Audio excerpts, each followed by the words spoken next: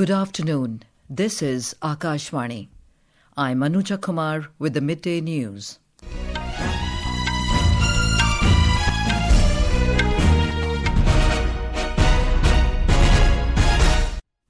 The headlines. Prime Minister Narendra Modi reiterates India's firm stand on terrorism with no double standards and compromise. Holds wide-ranging talks with Malaysian counterpart Anwar Ibrahim in Kuala Lumpur. India and Malaysia exchanged several MoUs to boost cooperation in diverse sectors covering security, semiconductor, health and medicine and education.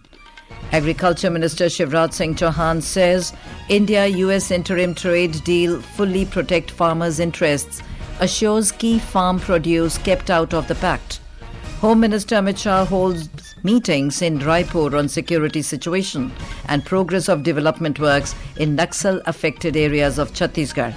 Former Bangladesh Minister Ramesh Chandra dies in custody at Dinajpur Jail, raising fresh concerns over country's worsening law and order situation.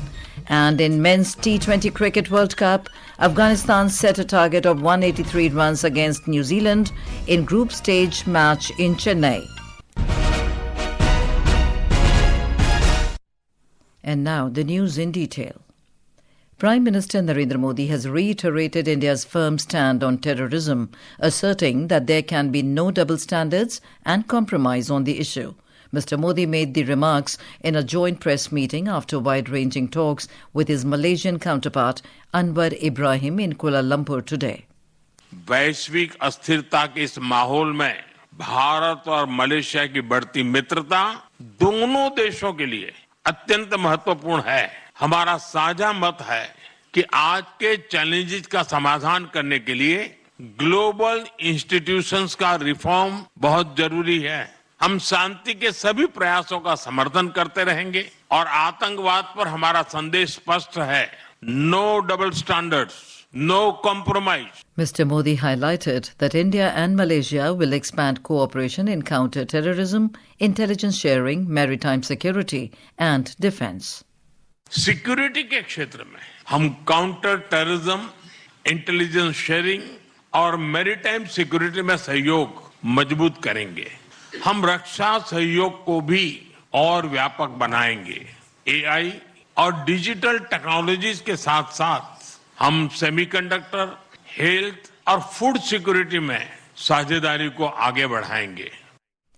The Prime Minister said India and Malaysia share a special bond as maritime neighbours and highlighted the strong people-to-people links and the presence of Indian diaspora in Malaysia.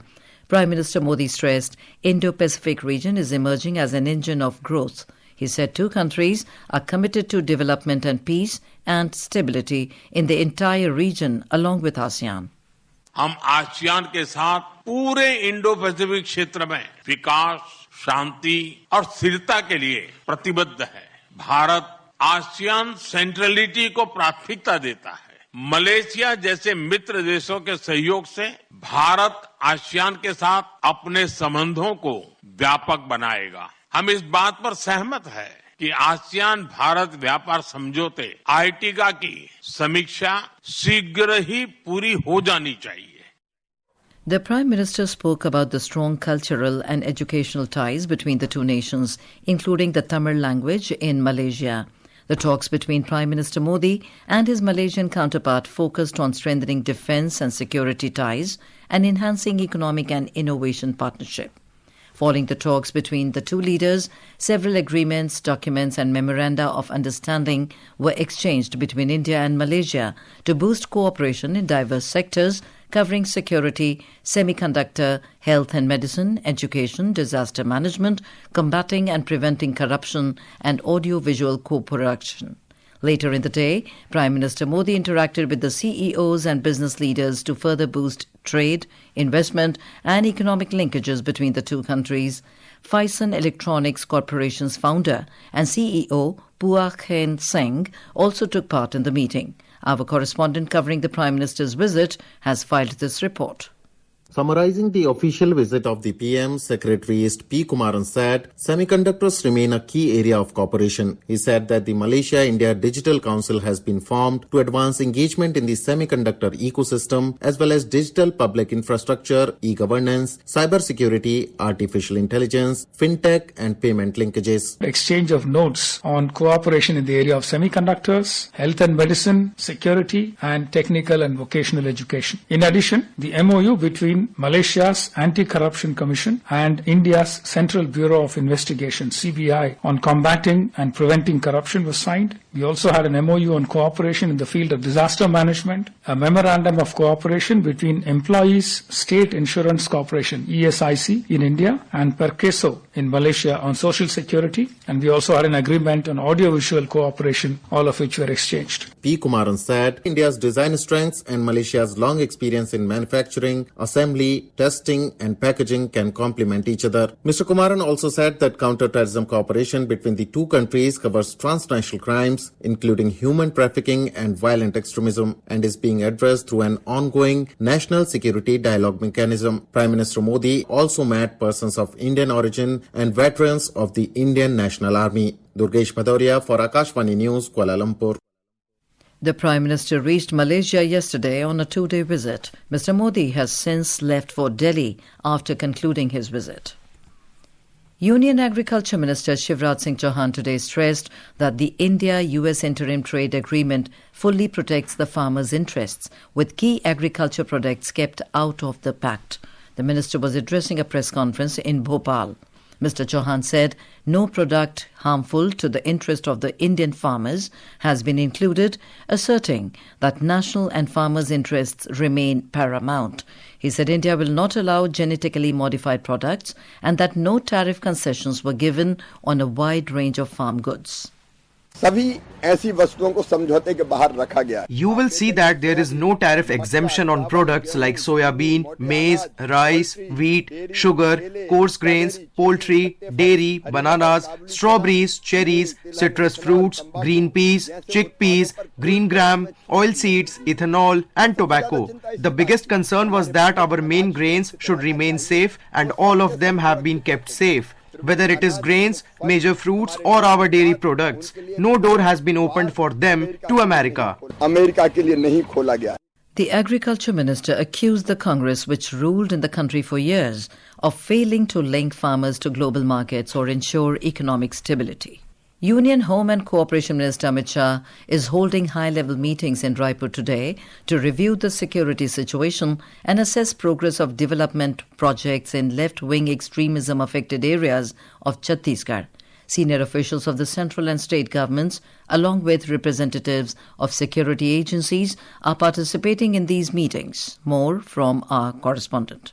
In view of the central government's resolve to make the country free from the problem of naxalism by 31st of March this year, the meetings being held in Raipur today under the chairmanship of Union Home Minister Ramesh Shah are considered highly significant. The problem of naxalism is now on the verge of being eliminated in Chhattisgarh as well as in several other naxal-affected states across the country. These meetings are likely to finalize strategies for a decisive crackdown on the remaining Maoist network. Along with this, a roadmap will also be prepared for infrastructure development in areas previously affected by naxalism, as well as for the effective implementation of various development projects and welfare schemes. Vikalp Shukla, Akashvani News, Raipur.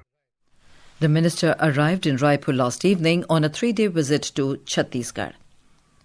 Assam government has decided to refer the matter of the Congress MP and State Congress Chief Gaurav Gogoi's alleged Pakistan links to the Ministry of Home Affairs. Addressing a press conference today at Guwahati, the Chief Minister clarified that the investigation was being pursued strictly from the standpoint of national security, with political considerations being secondary. Mr. Sarma informed that the state government had constituted an SIT to inquire into alleged anti-India conspiracy by a Pakistani citizen in alleged connivance with British citizen who is also Gaurav Gogoi's wife and Gaurav Gogoi. He said, keeping in mind the seriousness of the matter, state government has has decided to hand it over to the MHA for further investigation by a central agency. Meanwhile, Congress leader Gaurav Gogoi, who is also the deputy leader of the party in the Lok Sabha, dismissed the allegations and termed the Chief Minister's press conference as a flop show. This is Akashvani giving you the news. For quick news updates round the clock, follow us on X handle at AIR News Alerts. And for details of these stories and more, log on to our website www.newsonair.gov.in and download the News on AIR app. In Bangladesh, former Water Resources Minister and senior Awami League leader Ramesh Chandra died in custody at Dinajpur District Jail, raising fresh questions over country's worsening law and order situation and the treatment of elderly detainees. He was 85. Jail officials said the Awami League leader's health deteriorated inside the prison. He was later rushed to Dinajpur Medical College Hospital, where doctors declared him dead. The Dinajpur District Jail Superintendent said the body will be handed over to the family after completion of legal formalities. Authorities, however, did not clarify the reason behind the sudden decline in his condition while in custody. A five-time Member of Parliament from Thakurgaon 1 Sadar, Sain was arrested in August 2024 from his residence following cases filed in the aftermath of the political upheaval in the country. The incident has intensified criticism over the decision to detain an ailing octogenarian and the inadequacy of medical care in custody.